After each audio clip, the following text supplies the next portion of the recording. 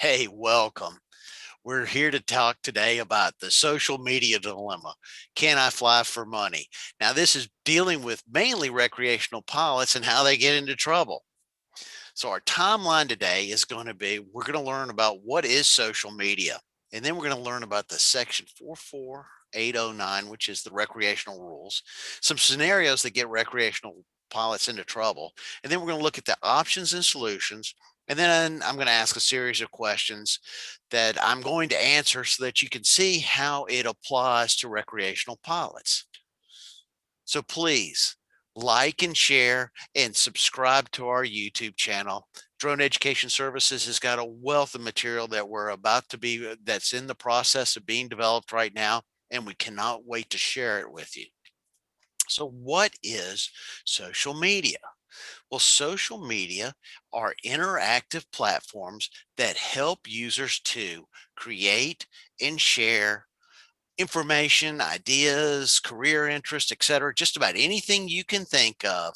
Social media has got a platform for you to be able to share things. And as you can see, there's a lot of platforms out there. And as a matter of fact, Facebook and YouTube are two of the top programs, social media platforms that are on the market today. So, how do these social media companies make money? Well, they put a platform together that allows users to interact. And so that they become popular because the users get on there and then the advertisers pay to be on those sites. So the more users, the more advertisers, the more money that the social media company makes. There are over 3.5 billion users of social media and they spend at least 3 hours a day typically. That's 48.2% of them are baby boomers, 77.5% of them are Generation X, and 90.4% of them are millennials. Well, out of 3.5 billion users, how much of that is the planet? That's 45% of the world's population. That is a massive amount of people that are spending 3 hours every day on social media. So, how are people making money on social media? Well, it's marketing.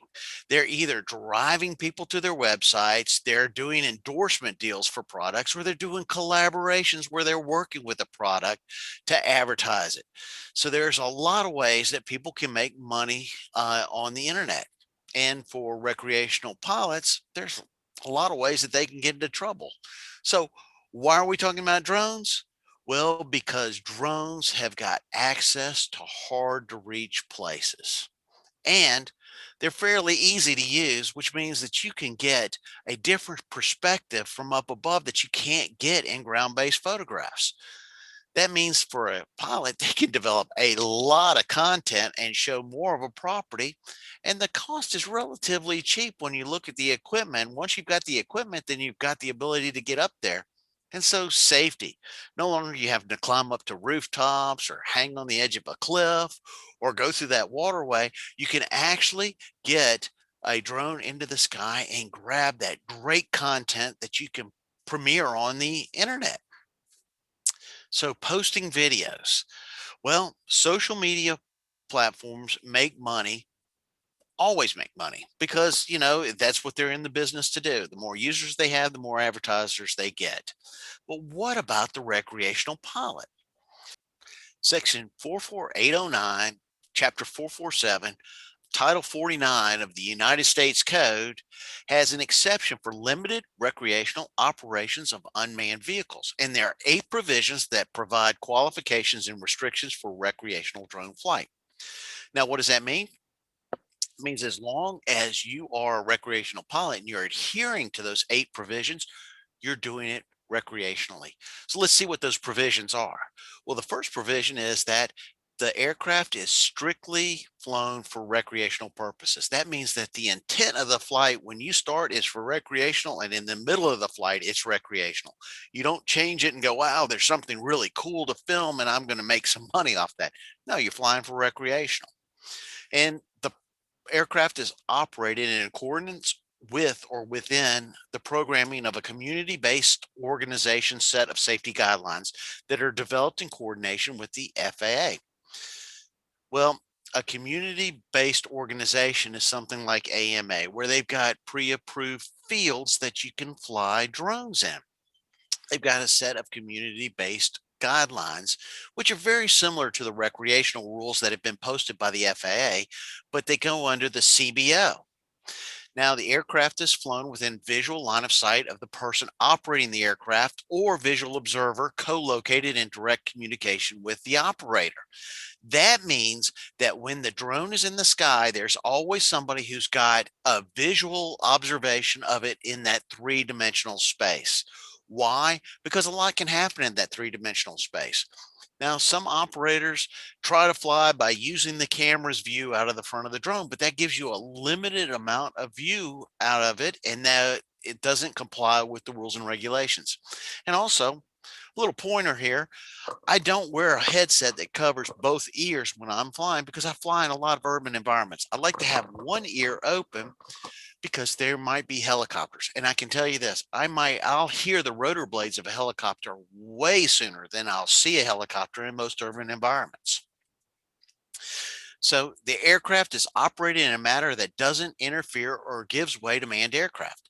Again, I fly in urban environments, so I'm always weary of, or I'm always alert to the fact that there could be other aircraft in the sky, such as helicopters, a police helicopter, a news helicopter. And if I do run across the issue where a helicopter might be sharing the same airspace, I'll bring the drone down to a safe height, to one that does not going to interfere with the manned aircraft. And then as soon as that manned aircraft has cleared the area, then I'll take it up to the height of the inspection. But another suggestion for you, I'm in urban environments, so I usually keep the drone at 200 feet or less because I can get a lot of the property at 200 feet.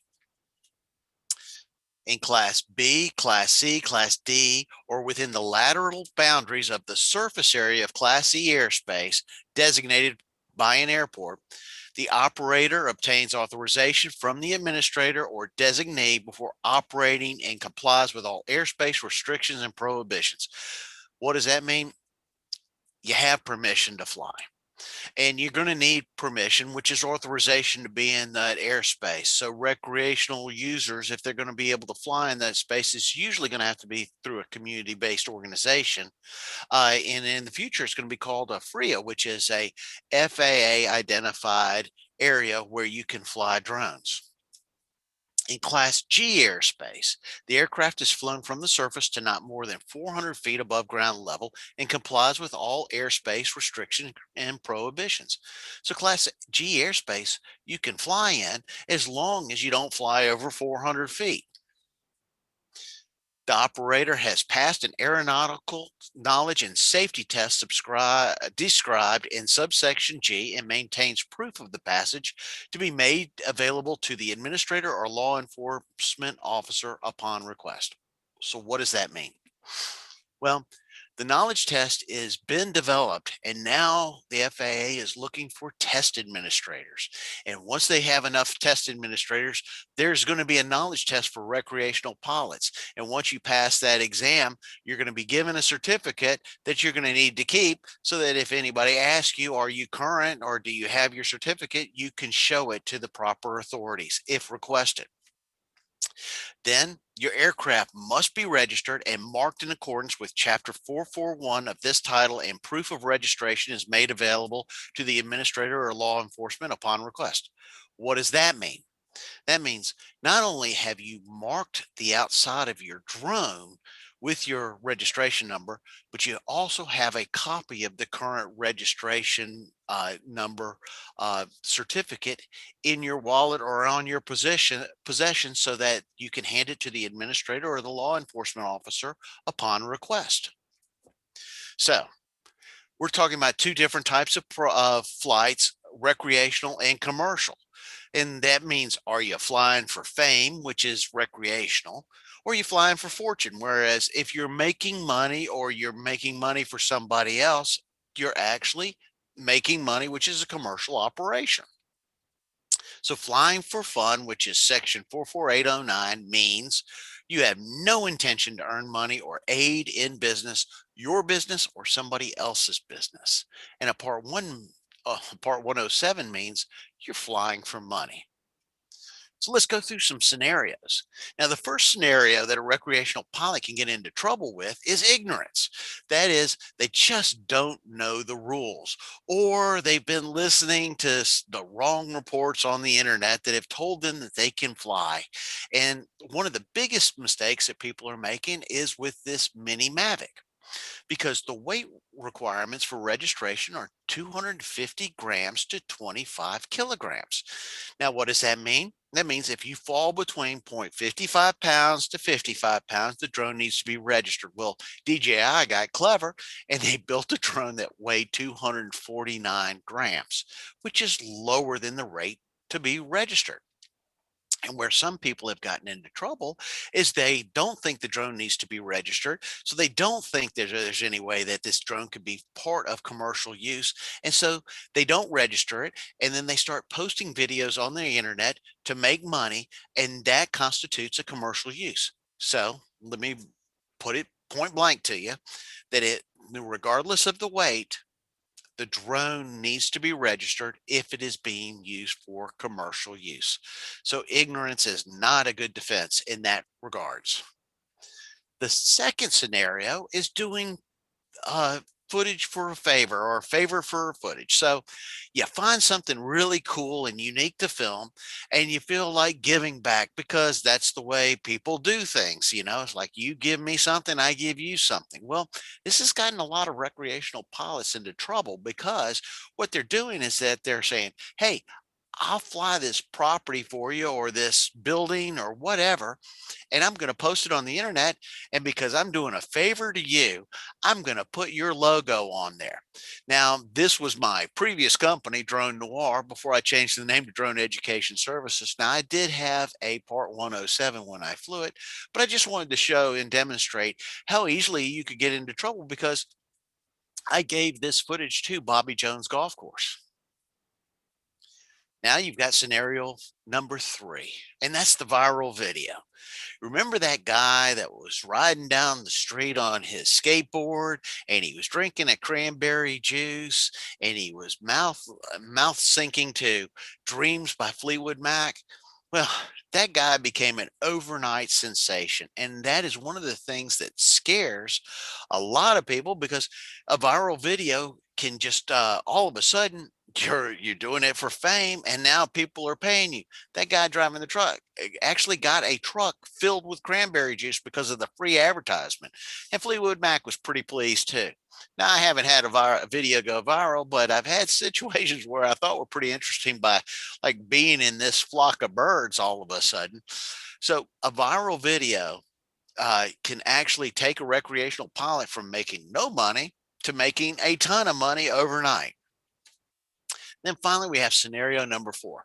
You've gotten so popular on YouTube that YouTube wants to give back to you and says, why don't you come be part of our ad partner program?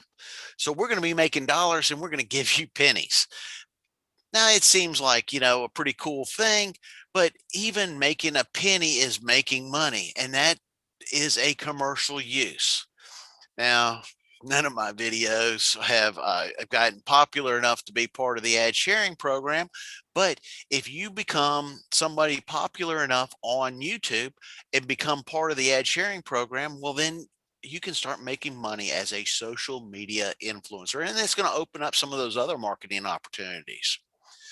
So, what are your options if you get popped? Because now you've fallen into the Part 107 environment. Well, you could take down those videos and stop using them on the internet. That's one option. Second option is you can take your chances, roll the dice, see how far you can get in life with taking chances by posting videos that you shouldn't be posting. And then finally, go ahead and get your Part 107 certification. Now, this is what I recommend. Go ahead and get your Part 107 certification. If you're doing well enough to be making money, then you're doing something right. So why not take that extra step further and get your Part 107 certification? Because really, the solutions to this, if you're doing it wrong and you're a recreational pilot, is education. Now, I believe in education. I think that's what needs to happen. I believe it needs to start as the level of manufacturer sticking the pamphlets inside the drone that you purchase that says, hey, you need to go to the websites, you need to look up. And you need to see what the rules are. Don't be listening to your friends.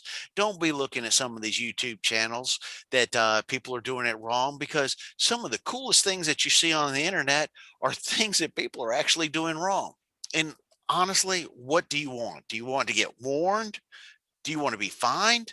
What about possibility of jail time? I don't agree with any of those, and I want to keep you guys away from that. So educate yourself. The FAA/UAS website is a tremendous website that's got plenty of resources for you to learn about drone technology. So I got questions for you. So, is it a recreational flight if the purpose is to generate content that provides or will provide revenue, goodwill, free advertising, or some other benefit to the remote pilot? No, it's not, because you're making money. So if you're providing any revenue, goodwill, advertising, or some other benefit to yourself or to somebody else, you're making money. That's not a recreational flight. You're doing it commercially. Question two, is it a recreational flight if the purpose is to let the world see your footage and not serve any other purpose? Well, what did we talk about? That's the purpose of fame. Yeah, that's probably a recreational flight because you're not going to be making any money. But then you need to be careful because you throw a lot of those famous flights up there and you might end up being part of the ad share program with YouTube. Question number three, is it a recreational flight if the remote pilot is accepting compensation from social media or for the content or using the content to otherwise promote a business? Well, we've already talked about this, so I hope you're going to get this answer right, because no, it's not recreational. You're flying a commercial flight. You're benefiting another business, or you're making money because you're on social media and they're paying you for your content. Finally, question four. If the remote pilot is not flying under the section 44809 rules, then what rule does the pilot fly under? So you've got those 8 provisions. And if you're not flying under those 8 provisions, what rule do you fall under? Of course, Part 107. Well, congratulations. You've answered the questions. So, in conclusion, the Part 107 is a commercial use, and Section 44809 is basically recreational rules. And you've got those 8 provisions. And if you don't fall under those 8 provisions, then you've gone into the realm of Part 107. Now, where have people gotten hurt on Part 107 for some of the other things? Well, they've flown too high. They've flown over people. They've flown in conditions that they shouldn't have been flying in, like rain or fog or heavy winds. So, and finally, reckless flying. So be careful of what you post. And what are the facts and the intent surrounding your flight? Because Part 44809, if you're going to be flying recreationally, then you ought to stick with a recreational flight throughout the remainder of the flight. And there is no UAS specific case law yet, but it is coming. If you liked what you saw here today, please like, share, and subscribe to the YouTube channel.